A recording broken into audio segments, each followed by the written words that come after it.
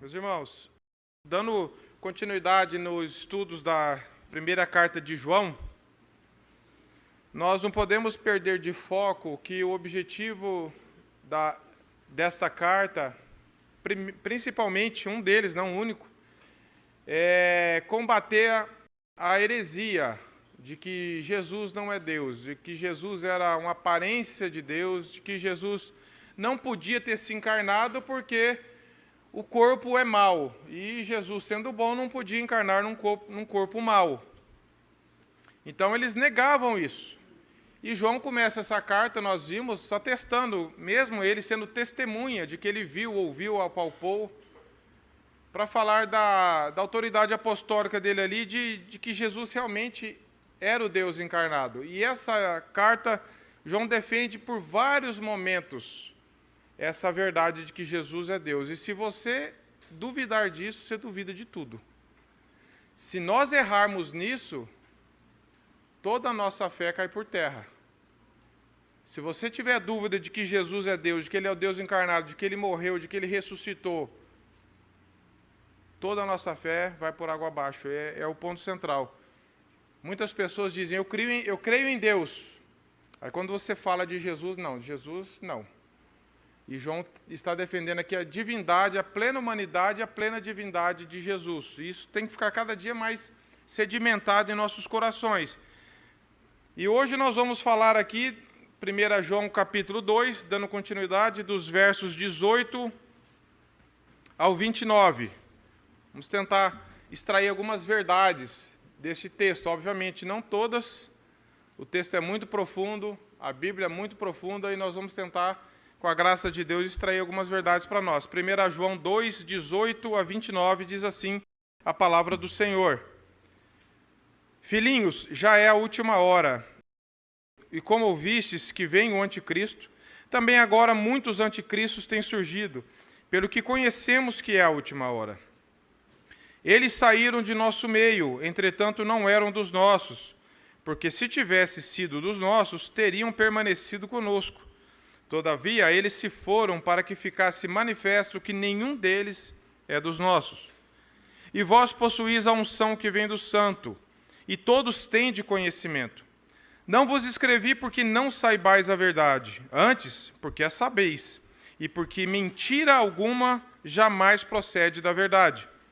Quem é o mentiroso, senão aquele que nega que Jesus é o Cristo? Este é o anticristo, o que nega o Pai e o Filho. Todo aquele que nega o Filho, esse não tem o Pai. Aquele que confessa o Filho, tem igualmente o Pai. Permaneça em vós o que ouvistes desde o princípio. Se em vós permanecer o que desde o princípio ouvistes, também permanecereis em vós no Filho e no Pai. E esta é a promessa que Ele mesmo nos fez, a vida eterna. Isso que vos acabo de escrever é acerca dos que vos procuram enganar. Quanto a vós outros, a unção que dele recebestes permanece em vós, e não tendes necessidade de que alguém vos ensine. Mas como a unção vos ensina a respeito de todas as coisas, e é verdadeira e não é falsa, permanecei nele, como também ela vos ensinou. Filhinhos, agora, pois, permanecei nele, para que, quando ele se manifestar, tenhamos confiança e dele não nos afastemos envergonhados na sua vinda.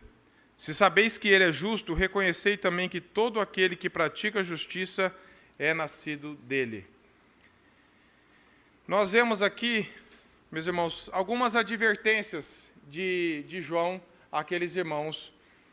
E algumas delas sérias advertências pelo momento em que eles viviam, e também se aplica a nós, em que nós vivemos, do aparecimento do anticristo. Mas João foca muito no surgimento de anticristos, muitos anticristos, que o Leandro muito bem aqui já me ajudou. Do fato de que muitos abandonaram a igreja porque não eram verdadeiramente cristãos. Da segurança que nós temos, se nós somos salvos, de onde vem essa segurança de nós permanecermos na verdade. E da conduta diante da sua volta, diante da segunda vinda de Cristo. São alguns temas que nós vemos aqui. Então, nessa passagem aqui, João faz alguns testes durante a carta dele. Esse teste aqui é um teste doutrinário. É um teste doutrinário. Vamos ver se a doutrina que vocês creem é realmente a doutrina bíblica, é a respeito da pessoa de Cristo. Porque é muito fácil você falar que você acredita em alguma coisa, ou você falar verdades jogadas ao ar, mas não ter uma doutrina bíblica correta. Então, esse teste aqui é um teste doutrinário, e nós vamos ver que uns saíram, foram reprovados dele, e outros permaneceram. Então, João combate aqui severamente os falsos mestres, os anticristos. E qual é a figura do anticristo? Ele é ante o Cristo. O Leandro já bem comentou isso aqui hoje, explicando para nós. O que é anticristo? Ele se opõe a Cristo. Ele nega a divindade de Cristo. E nós vamos ver que em todos os períodos da história da igreja houve pessoas que atacaram a Cristo. Aqui é um caso. Uma carta escrita mais ou menos no ano 90 por aí. E as pessoas já atacavam a pessoa de Cristo. Isso vem crescendo e nunca vai parar até Cristo voltar. Então não é uma coisa nova que só nós corremos o risco, só nós enfrentamos pessoas que negam a Cristo. Isso sempre aconteceu. A pessoa de Cristo sempre foi a mais atacada, sua divindade, porque a Bíblia aponta para o Salvador.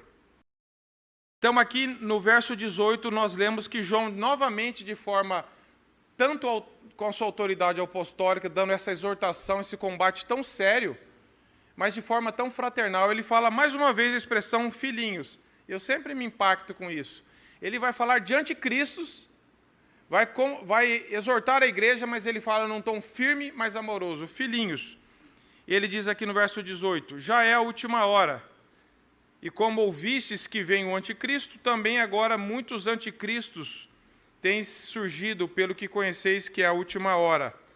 Essa última hora, o que seria essa última hora que o João diz?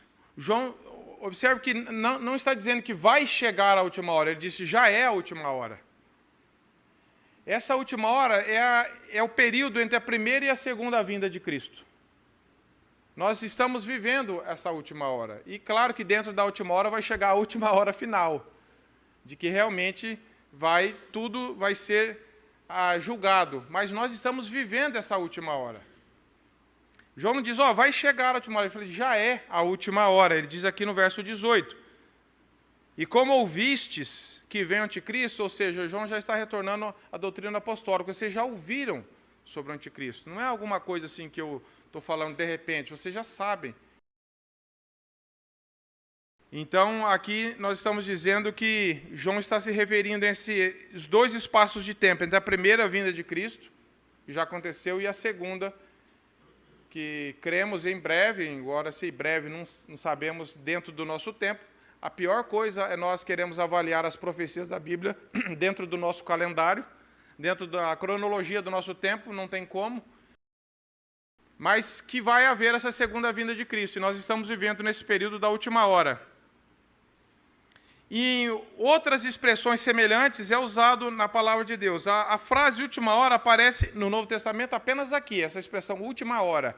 Mas em outras partes, por exemplo, em Atos, Hebreus, Tiago, 1 Pedro, Timóteo, e se refere aos últimos dias, os fins do século, os últimos tempos, são expressões que indicam que nós estamos vivendo esse período entre a primeira e a segunda vinda de Cristo. E esse período já começou, ele soou, na primeira vinda de Cristo começou esse período da última hora, do último tempo. E por que fala último? Porque não haverá, depois que isso se findar, não haverá mais tempo, não haverá mais século, não haverá mais anos, o calendário não vai mais existir quando Cristo voltar. Nós estaremos na eternidade. Então, é o último período, até a segunda vinda de Cristo, que vai se encerrar essa expressão último tempo, última hora. Uma vez que isso já acabou, 2 Pedro 3,13 diz, nós teremos novos céus e nova terra, onde habitará a justiça que nós tanto clamamos. Mas é a justiça divina, a justiça do reino de Deus, definitivamente entre nós. O fato é que continua sendo verdade essa mensagem urgente de João. Se era urgente para eles, quanto tempo já se passou, ela cada vez se torna mais urgente para nós também. Cada vez mais nós temos que estar apegados à palavra de Deus. cada vez mais nós temos que estar retornando às Escrituras e sondando, Senhor, será que a minha fé é realmente bíblica? Será que eu creio nesse Jesus que a Bíblia me apresenta? Porque é o único que existe. Será que eu não estou enganado por vãs filosofias, por mentiras, por falsidades, por enganos? Então, nós temos que analisar que João não está falando quando Jesus vai voltar. Ele fala o último tempo, ninguém sabe. Mas ele fala assim, isso vai acontecer, e nós estamos nesse período. Isso quer dizer que nós temos que estar muito atentos com o nosso coração, com a nossa mente, permanecendo na palavra, clamando a Deus para que guarde as nossas vidas, e nós vamos ver como isso é possível. E como ouvistes que vem o anticristo. João aqui ele não está fazendo um estudo sobre o anticristo, ele está falando que vai vir aquele que vai se opor em sua maneira de governar, que é tanto ante como no lugar de Cristo. Ele vai querer tomar o lugar, mas o João, que a ênfase dele é nesse espírito do anticristo, muitos anticristos. Muitas pessoas que vêm negando a Cristo, falsos mestres, pessoas que estavam dentro da igreja, dentro da comunidade, talvez com cargos ali, com projeção ali, mas estavam ensinando um evangelho falso. Estavam se aproveitando ali do meio para deturpar a realidade de Cristo. Eles não estavam lá fora apenas nas praias, estavam dentro do povo. Então, os irmãos ali estavam se reunindo com o inimigo, vamos dizer assim. Pessoas que saíram do meio, João falou, saíram do nosso meio, pessoas que estavam negando a Cristo. Veja como o fato de alguém apenas pertencer a uma igreja, a um hall de membros, não é uma garantia de que você realmente é nascido de Deus. Embora essa expressão foi usada um pouco depois, mas aqui já se tem indício da diferença da igreja visível e da igreja invisível. Jesus lá em Apocalipse não fala que aqueles que tiveram seus nomes escritos no hall de membros serão salvos. Lá fala no livro da vida. Então, claro que se nós cremos em Cristo, nós participaremos de uma igreja local, como temos feito. Mas o fato de alguém só participar de uma igreja local, pode ser membro há 30 anos, tradição. Você pode estar ancorado em tradição, em costume.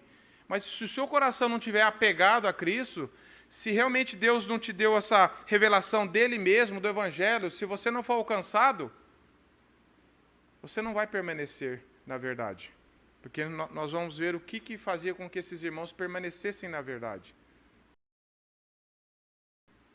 O espírito do anticristo já está em ação no mundo. Que espírito é esse? É o espírito de negar a Cristo, de confrontar a pessoa de Cristo, de tentar desvirtuar a divindade de Cristo, a humanidade de Cristo, a ressurreição de Cristo.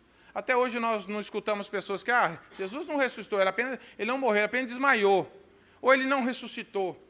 Não poderia ter ressuscitado, porque o corpo era mau. Jesus, não sendo Deus, não tem poder sobre a morte. Há muitas mentiras. E você e eu, meus irmãos, nós não temos que estar peritos e expertos em todas as heresias que existem. O que nós temos que estar cada vez mais firmado é na verdade. Se você conhecer a verdade pela graça de Deus, tudo que não se compactua com ela, você vai rejeitar. Então, nós precisamos entender quem que é o Jesus que a Bíblia nos apresenta. E a Bíblia diz que ele é plenamente Deus, plenamente homem, que ele veio a essa terra, ele se encarnou num corpo físico igual ao nosso, mas sem pecado. Ele se entregou, ele não foi morto, vamos dizer assim, nessa expressão de que ele se entregou, morreu, no terceiro dia ressuscitou, venceu a morte por nós, pagou os nossos pecados, somente ele poderia ter feito isso. Então, o que o João aqui quer dizer é que muitos anticristos são os precursores do anticristo que virá. São os agentes que já estão preparando o terreno, enganando as pessoas, mentindo sobre o falso evangelho, com um falso evangelho, para tentar disseminar o erro no meio da igreja. Anticristo vem no lugar de Cristo, se opõe a ele. E o aparecimento dessas pessoas, desses falsos mestres, desses anticristos, é um sinal de que nós estamos no tempo do fim, porque quanto mais se aproxima o fim, maior vai ser o ataque contra a pessoa de Cristo, para que se tente enganar. A Bíblia diz, se possível, até os eleitos, a Bíblia diz. Mas nós sabemos que em Cristo, os verdadeiros cristãos não serão enganados, porque é maior o que está em nós do que o que está no mundo. Não depende de mim e de você nos mantermos na graça, senão nós estaríamos perdidos.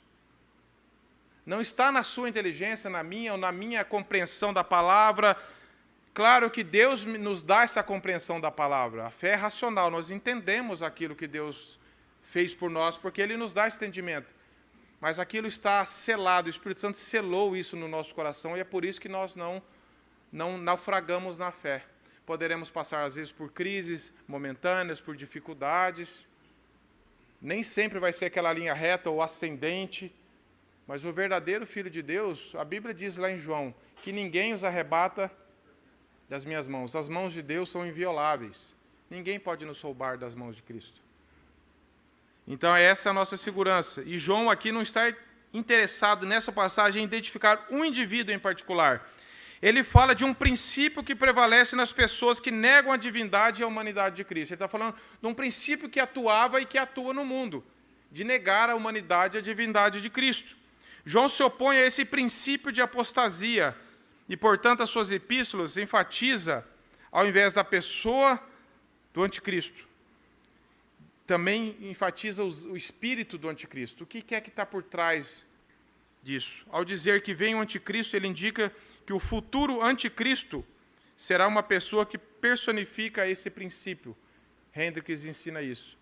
O verdadeiro, aquele anticristo, aquela figura, ela personifica esse espírito de anticristo, de negação, de se opor a Cristo, de querer ocupar o lugar de Cristo.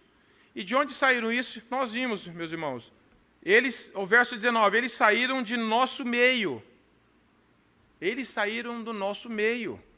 Olha o perigo. Foi a figura que o Leandro usou hoje. Eu já vi uma figura, não sei se vocês usaram, um monte de ovelha e um lobo no meio das ovelhas assim, com a carinha querendo fazer uma carinha de ovelha. Alguém já viu essa figura? Ele tenta se parecer. Ele tenta pegar os costumes, até de todos os jeitos, os cacuetes das ovelhas. Mas a natureza dele é de lobo. E ele está ali porque ele quer devorar. Então, eles saíram do nosso meio, mas João fala, eles não eram dos nossos. Ele não era um verdadeiro cristão. Porque se tivessem sido dos nossos, teriam permanecido conosco. Todavia, eles se foram para que ficasse manifesto que nenhum deles é dos nossos. Eles estavam no meio, mas não eram cristãos. Participavam das mesmas coisas, mas com a motivação errada, com o coração traiçoeiro. Eles não adoravam a Cristo, eles não se submetiam ao Jesus, eles combatiam aquilo, eles eram opositores. Eles disseminavam um falso ensino, um falso evangelho no meio das pessoas. Augusto Nicodemos diz que possivelmente esses falsos doutrinadores tinham sido pastores e mestres que acabaram sucumbindo à atração oferecida pelas ideias daquela forma inicial de gnosticismo. Após terem apostatado da fé, saíram das igrejas cristãs e passaram a tentar convencer os demais cristãos, infiltrando-se nas comunidades e fomentando suas ideias. D.A. Carson também compartilha desse entendimento, de que eles participavam até da organização visível da igreja. Porque eles saíram do meio, mas eles não eram verdadeiros cristãos. E em Atos 20, de 20 a 31, diz assim, eu sei que depois da minha partida, entre vós penetrarão lobos vorazes que não pouparão o rebanho, e que dentre vós mesmos se levantarão homens falando coisas pervertidas, para arrastar os discípulos atrás deles. Portanto, vigiai, lembrando-vos de que por 3 anos, noite e dia, não cessei de admoestar com lágrimas nos olhos. Esses são os falsos profetas, são aqueles que negam a divindade de Cristo, que querem pregar um outro evangelho. E por que eles saíram, João diz? Porque eles não eram cristãos, eles não eram dos nossos. Eles não suportaram a verdade. Eles viram que não estavam conseguindo êxito no meio. Falaram, então nós vamos atacar de forma mais hostil ainda. Não é porque eles mudaram de igreja que eles eram anticristo, meus irmãos. É porque eles abandonaram a verdade. Porque eles se opuseram à pessoa de Cristo. É porque eles estavam ensinando mentira, heresia, combatendo a verdade, dizendo, não, Jesus não é Deus. Jesus não ressuscitou. Vocês estão enganados, e tentavam dissuadir as pessoas, porque eles sabem que se atacar isso, derruba o prédio inteiro. Então, aqui nós vemos um contraste de um grupo que saiu, e João fala muito essa expressão aqui, só nessa passagem, 6 vezes o verbo permanecer. E ao longo da carta, 24 vezes. E no Evangelho de João, capítulo 15, quantas vezes nós lemos permanecer, permanecer, permanecer? O contraste desses que saíram, que não permaneceram. Então, e um lado, John Stott diz assim, sobre a igreja visível. Dado que Deus quer que a sua igreja seja visivelmente manifesta em comunidades locais para adoração e testemunho, isso não significa que todos os membros comungantes da igreja, professos e até batizados, são necessariamente membros de Cristo. Somente o Senhor conhece os que lhe pertencem. Luiz Berkhoff diz assim, da união dos crentes com Cristo ser mística, do Espírito que os une constituir um laço invisível, e as bênçãos da salvação, tais como regeneração e fé verdadeira e comunhão espiritual com Cristo, serem todas invisíveis aos olhos de Deus.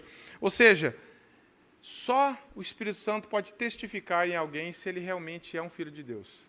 Não tem como. A Bíblia diz que Cristo vai fazer isso no final, separar o joio do trigo.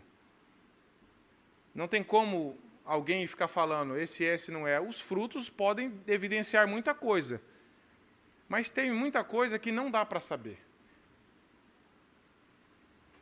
Por isso que o alerta para nós nós precisamos ter a certeza de que nós somos alcançados pela graça de Deus.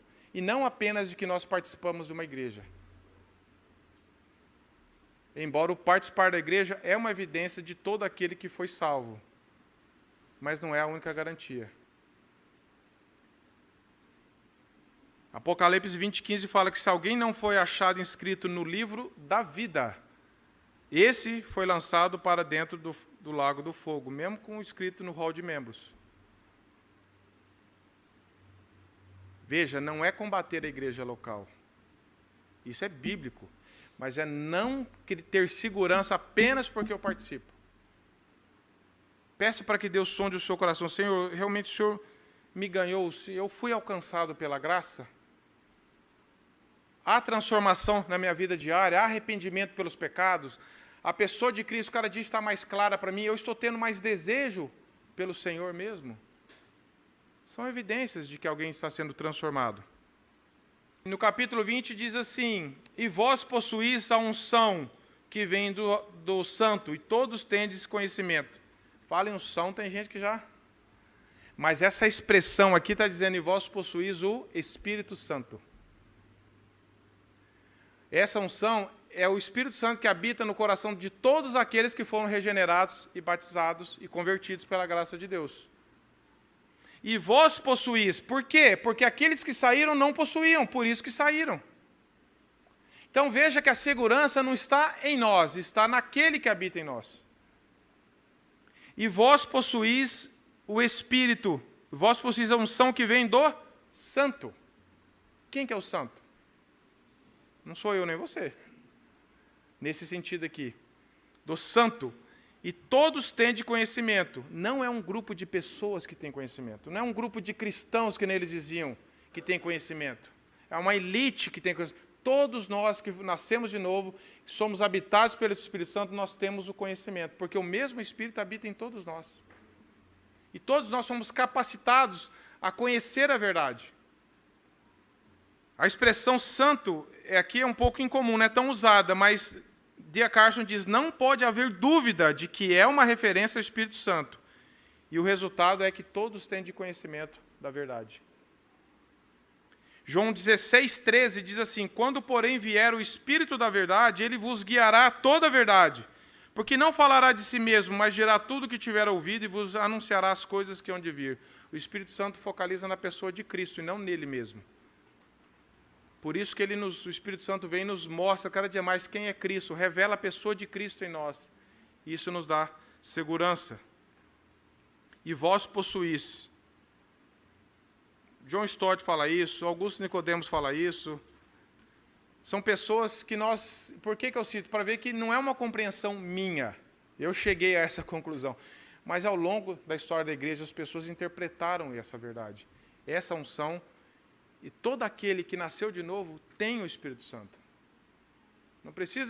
Não tem como você nascer de novo e depois pedir para o Espírito Santo habitar em você. Essas coisas acontecem simultaneamente. Aproximadamente 20 anos após João escrever essa carta, Policarpo, que era discípulo de João, ele diz, na época ele era bispo da igreja de Esmirna, ele enviou uma carta para os cristãos de Filipos, e um trechinho dela diz assim: pois todo aquele que não confessa que Jesus Cristo veio em carne é anticristo. E qualquer um que não confessa o testemunho da cruz é do diabo. Qualquer um que perverte os oráculos do Senhor em favor da sua própria luxúria e diz não haver ressurreição nem julgamento, esse homem é o primogênito de Satanás.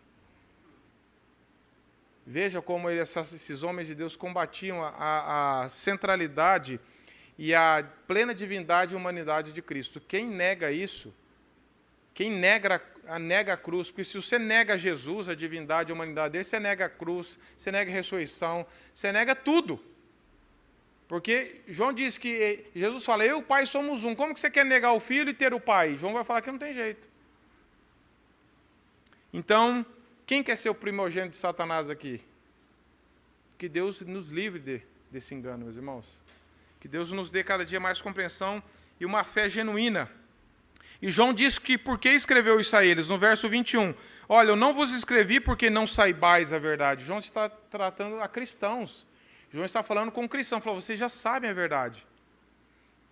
Antes, porque a sabeis. Mas se você falar, se eles já sabem, por que João vai falar? Veja como nós precisamos cada vez mais que a verdade seja dita. Talvez a mesma verdade que nós já sabemos, ela precisa ser repetida para nós. Porque a mentira também ela é repetitiva. Ela tenta nos ganhar se fazendo nesse ciclo, até que você acredita. Tem gente que fala que se você repetir uma mentira 100 vezes, você acaba acreditando nela. Por isso que Paulo fala lá em Filipenses, eu não vos descanso de escrever as mesmas coisas. Segurança. Quem gosta de novidades não é uma característica de alguém que é cristão. Paulo fala isso lá no discurso dele em Atos 17, de Atenas, lá dos cristãos, dos atenienses. Depois eu vou ler essa passagem aqui. Então, o que está falando, eu vos escrevi porque saibais a verdade. E ele diz assim, e porque mentira alguma jamais procede da verdade. Parece óbvio, né? Mas ele fala, mentira alguma. Nem um cisquinho de uma mentira vem da verdade. Por quê? Porque as pessoas, talvez você vai ouvir uma verdade, meus irmãos, que ela não é batida frontal. Talvez ela vem numa sutileza.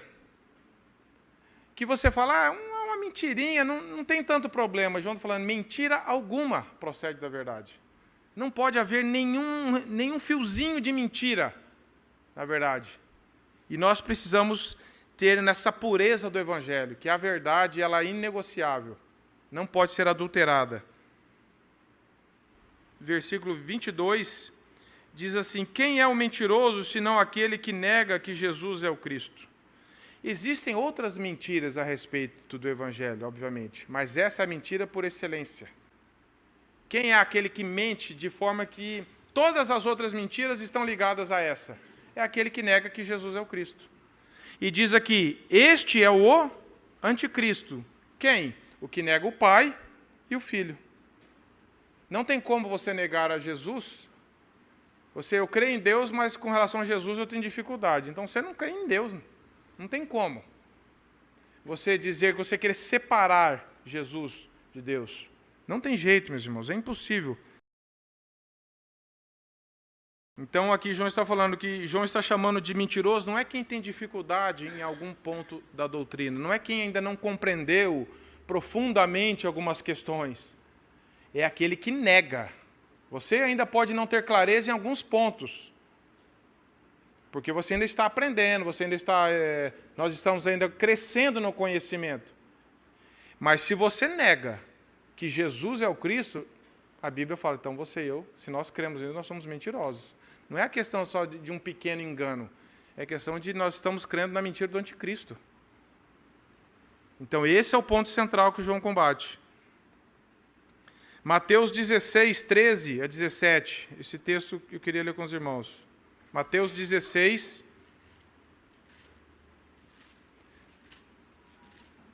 13 a 17. Nós precisamos ter uma compreensão de quem é Jesus. Nós não podemos apenas repetir, nós precisamos realmente demonstrar que nós cremos nisso. Indo Jesus para as bandas de Cesareia de Filipe, perguntou a seus discípulos. Olha só, Jesus não estava perguntando para um grupo de pessoas que, pela primeira vez que ele encontra, ele está perguntando para os discípulos, quem o povo diz ser o Filho do Homem? Por que ele está fazendo essa pergunta? Porque isso é fundamental.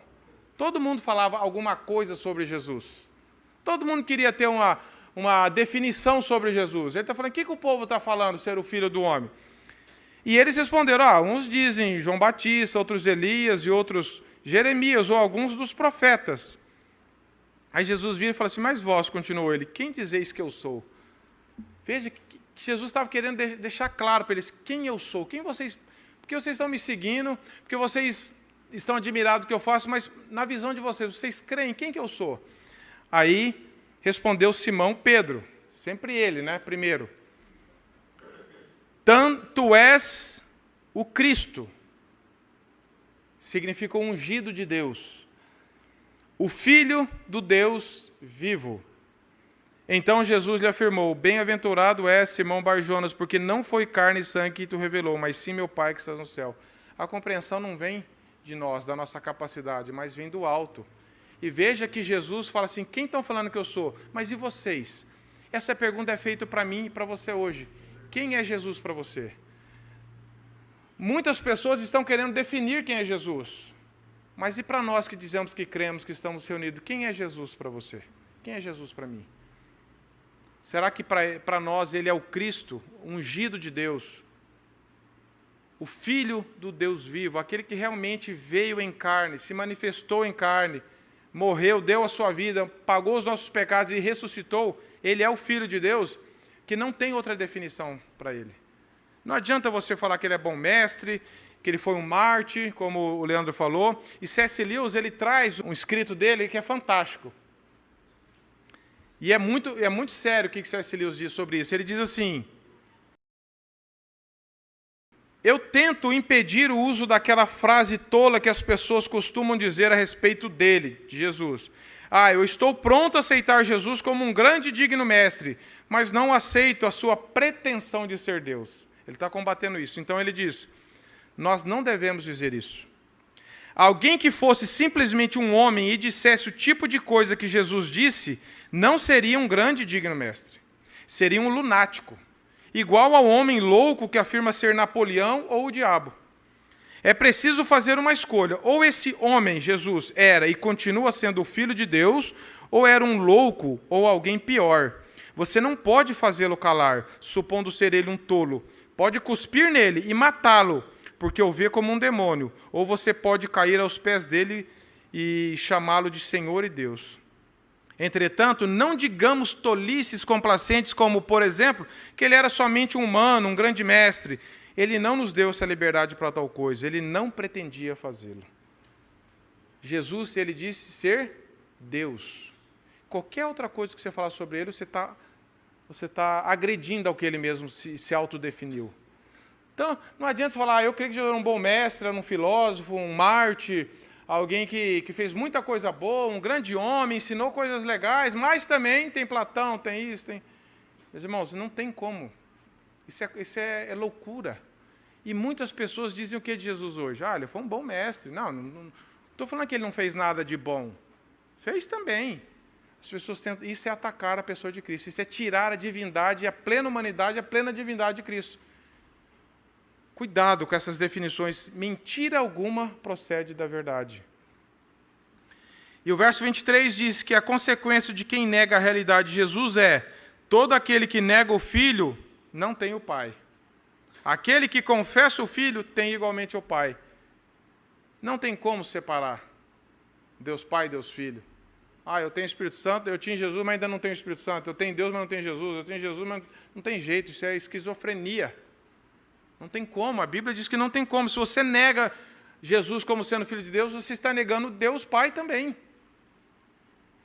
Esse é o teste doutrinário, ver e reconhecer quem está na verdade ou não. Negar o Filho é negar a encarnação dele, a ressurreição dele, a morte expiatória dele, a plena divindade, a plena humanidade dele. Não tem como separar.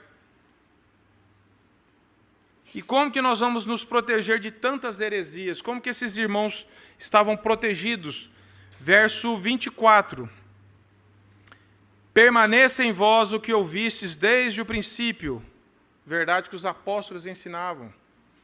Se em vós permanecer o que desde o princípio ouvistes, também permanecereis vós no Filho e no Pai. Meus irmãos, como eu falei, por 6 vezes aparece só nesse trecho. Se você grifar a expressão, o verbo permanecer, você vai ver que ela aparece 6 vezes aqui. Ao longo de 1 João, 24 vezes. Se você for lá para João 15, que é o mesmo autor, o mesmo João, você vai ver como que ele enfatiza nós permanecermos na verdade, na doutrina dos apóstolos, permanecemos em Cristo. E por que nós permanecemos em Cristo? Porque temos o Espírito Santo que opera isso em nós. Não é pela nossa capacidade. Não é você bater no peito, eu vou permanecer agora. É você se dobrar, se humilhar e falar, Senhor, tem misericórdia de mim. Eu sou um cristão, o Senhor me alcançou. E eu quero permanecer na verdade. E a tua palavra é a verdade. E diz que permanecer em vós o que ouviste desde o princípio. John Stott diz assim, meus irmãos, a continuada obsessão pelas últimas novidades é a marca do ateniense e não do cristão. Porque lá em Atos 17, 21, nós lemos assim, pois todos os de Atenas e os estrangeiros residentes de outra coisa não cuidavam, senão de dizer ou ouvir as últimas novidades.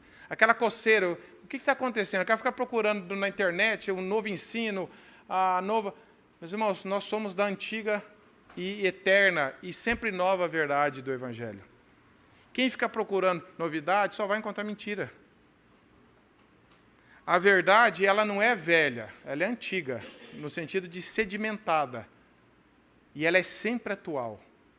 Ela continua sendo a mesma verdade, eternamente imutável. Você pode jogar, você pode queimar a sua Bíblia, literalmente, se cometer esse pecado.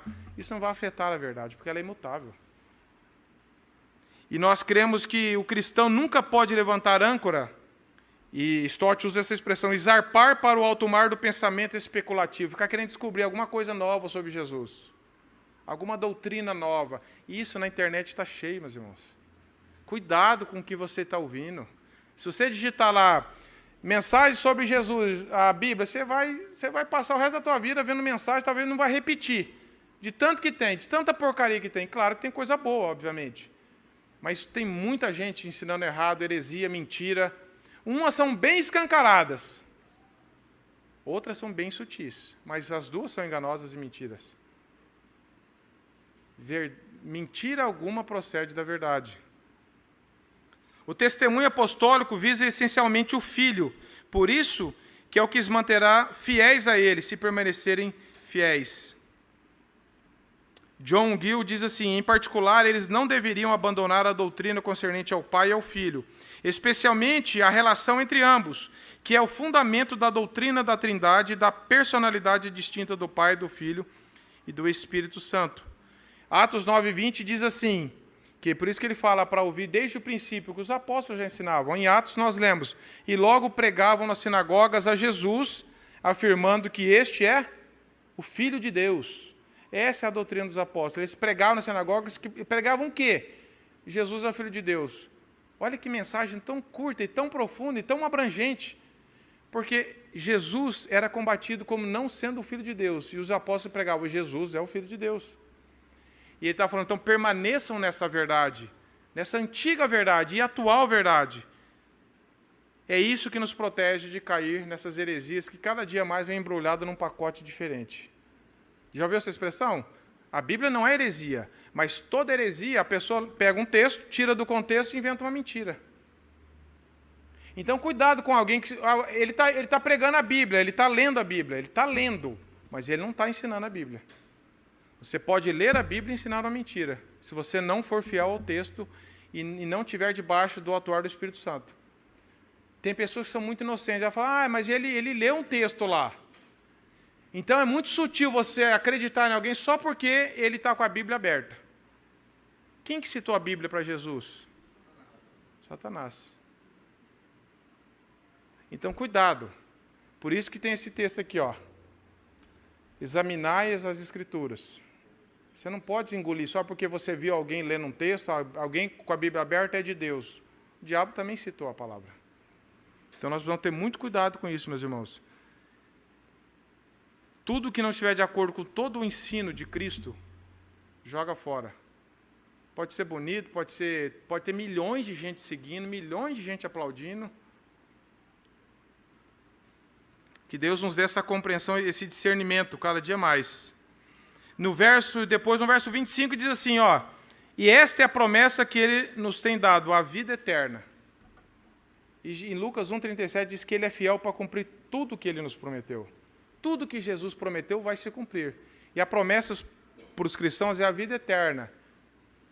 É eternamente estar com ele. Não é aquela mentira que eles estavam dizendo que Jesus não é Deus. A vida eterna, João mesmo diz que é conhecer a Deus. Essa é a promessa feita para aqueles que creem no nome dele. Capítulo 5, verso 11 a 13. Diz assim, aí da primeira carta de João mesmo. Ó, começar lendo 10. Aquele que crê no Filho de Deus tem em si o testemunho. Aquele que não dá crédito a Deus o faz mentiroso, porque não crê no testemunho que Deus dá acerca do seu Filho. E o testemunho é esse, que Deus nos deu a vida eterna, e essa vida está no seu Filho. Por isso que João está falando ali, sobre a vida eterna. Aquele que tem o Filho tem a vida. Aquele que não tem o Filho de Deus, não tem. Simples e direto assim. Centralidade da pessoa de Cristo aqui que estava sendo atacada. E no verso 26 diz, isso que vos acabo de escrever é acerca dos que vos procuram enganar. Essas pessoas, João está sempre falando da verdade, está falando, essas pessoas querem enganar vocês com sutilezas, com falso evangelho. João está cuidando da mente deles. E no verso 27 diz assim, quanto a vós outros, a unção que dele recebestes permanece em vós. Já vimos que essa unção é o Espírito Santo. Permanece em vós, e não tendes a necessidade que alguém vos ensine.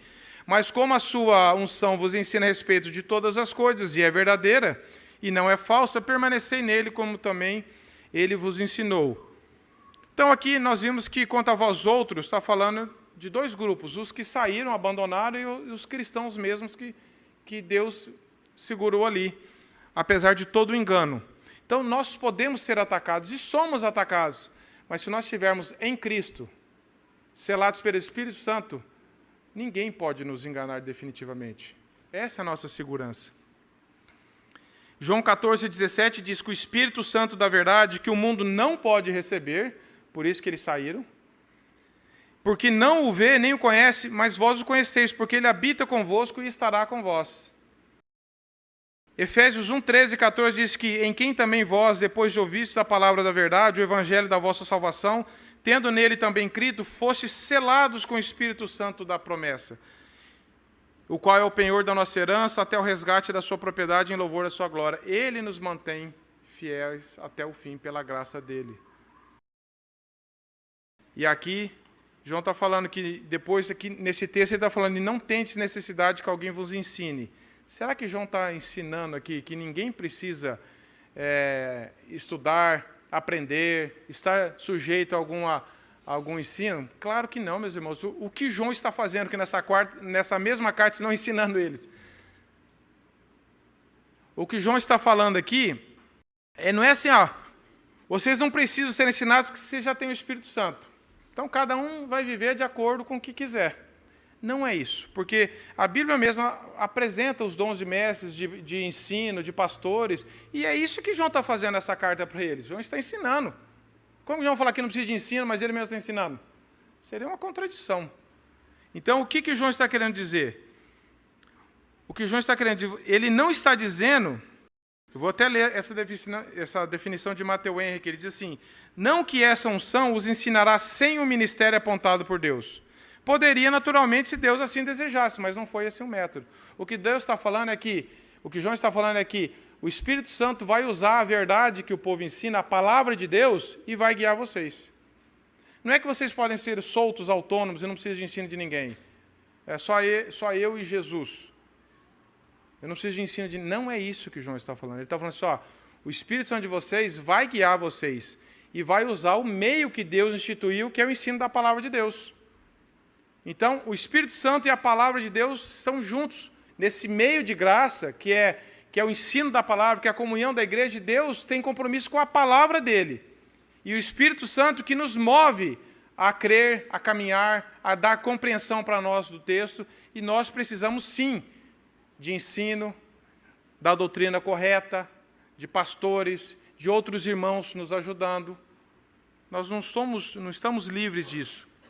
A Bíblia está cheia de passagens que falam do trabalho de pastores e mestres, ensinando, Efésios 4:11, Romanos 12:7, 1 Timóteo 5:17, 2 Timóteo 2:24 e Hebreus 13:7. Só alguns textos que comprovam estarmos debaixo de pessoas que nos ajudam a compreender a palavra de Deus. Então, isso acho que está meio claro. A prova da necessidade é que o próprio João estava usando a palavra de Deus para ensinar o povo. E a parte terceira desse verso diz que permanecer nele como também ele em vós. Qual que era o dever desses irmãos? Ir atrás de ensino novo? Ir atrás de... Não, era permanecer na doutrina que eles já conheciam, que é a velha e atual doutrina dos apóstolos, que é a palavra de Deus, que eles tinham conhecimento. Meus irmãos, se você e eu abandonarmos o ensino da palavra de Deus e começarmos a correr atrás de novidade, nós estamos entrando num caos espiritual. Não tem fim, o engano vai tomar conta de você e de mim. Repito o texto de Atos 9:20, logo pregavam nas sinagogas a velha doutrina que João cita, afirmando que Jesus é o Filho de Deus. João está repetindo isso nessa carta, Jesus é o Filho de Deus, Jesus é o Filho de Deus, e nós precisamos repetir. Muitas vezes eu falo, eu não vou ler mais essa passagem que eu já li bastante. Eu já ouvi bastante sobre isso daí. Nós precisamos constantemente estarmos ouvindo, porque a palavra de Deus é viva e eficaz. Cada vez que você lê um texto da palavra de Deus, ela se torna viva para você e para mim pelo agir do Espírito Santo. Você pode ler um livro, terceira vez você não aguenta mais. Mas a palavra de Deus nós podemos passar a vida toda lendo ela. Cada dia ela se renova. Ela faz as mesmas verdades serem novas para nós todos os dias. É isso que nós precisamos. E os filhos de Deus, no verso 28 e 29. De novo, agora, pois, permanecei nele, para que, quando ele se manifestar, tenhamos confiança e dele não nos afastemos envergonhados na sua vinda. Quando que eu e você podemos ter confiança na volta de Cristo? Quando nós estivermos permanecendo na doutrina, quando nós estivermos sendo guiados pelo Espírito Santo, quando nós estivermos tendo uma visão clara pela graça de Deus de quem é Jesus, de que ele virá, julgará esse mundo com justiça e equidade, e que nós nos encontramos ganhos e selados e seguros porque o Espírito Santo habita em nós. Então nós não nos envergonharemos da vida que tivemos, não nos envergonharemos do fato dele vir, não seremos envergonhados no dia final, porque nós estamos em Cristo.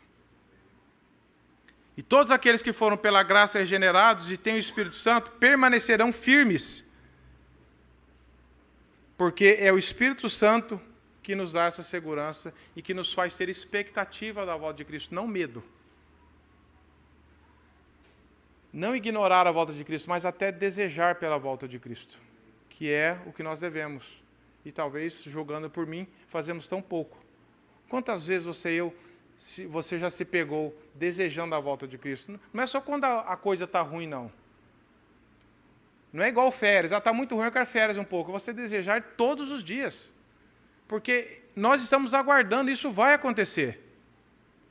Mas nós ainda desejamos tão pouco, porque às vezes ainda estamos tão confusos e tão acostumados, e queremos melhorar essa terra, essa vida, ao invés de desejar que ele venha definitivamente sobre nós, e para julgar tudo e criar novos céus e nova terra. Isso tem que ser um desejo crescente. A segurança contra o erro doutrinário é o Espírito Santo em nós que nos preserva e nos mantém na palavra de Deus, que é a velha e firme palavra de Deus, imutável palavra de Deus, inerrante, infalível palavra de Deus, inspirada. Como que você espera esse dia final?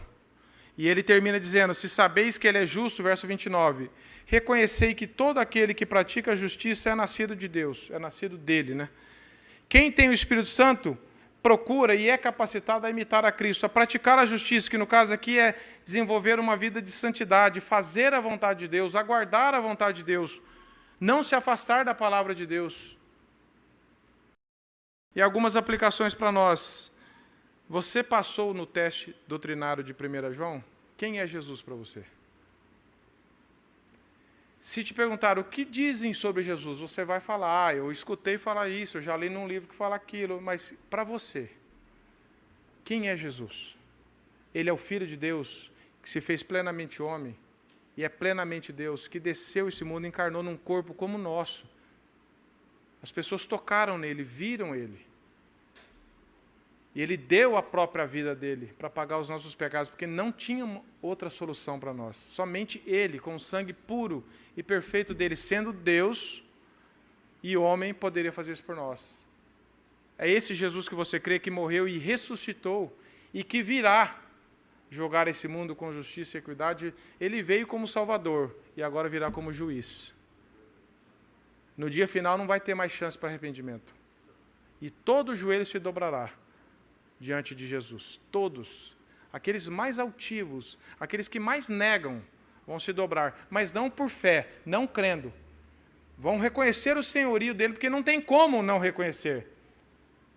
Mas se não tem um nome no livro da vida, serão lançados, o Apocalipse diz, no lago do fogo do inferno. Tudo porque não creram em Jesus. Isso é muito sério para nós, irmãos. Que você não saia daqui em dúvida. Se você tem, procure, diante de Deus se abrir, procure alguém, mas tenha certeza de que a palavra de Deus ganhou o seu coração, de que você tem uma visão clara de quem é Jesus. Você pode não compreender todos os aspectos da teologia ainda, mas você não pode errar nisso. Se você crer em Jesus, você vai querer conhecê-lo cada dia mais. Não adianta você falar que ele é um bom mestre, que foi uma boa pessoa. Não adianta, não foi isso que ele falou dele mesmo. Que nós tenhamos essa certeza pela palavra de Deus, de que ele é o Cristo, o ungido de Deus, e que nós somente permanecemos na verdade por causa do Espírito Santo que habita em nós. Por isso que a Bíblia diz, enchei-vos do Espírito Santo, cada dia mais, através da palavra de Deus, para que essa segurança aumente. E não é uma segurança orgulhosa, é uma segurança que cada vez mais você vai crescendo em humildade, crescendo para baixo, não para cima. Mas que você e eu tenhamos essa certeza, dada pela própria palavra de Deus, que Jesus é o Cristo. E que se nós permanecemos na verdade, é por graça dele.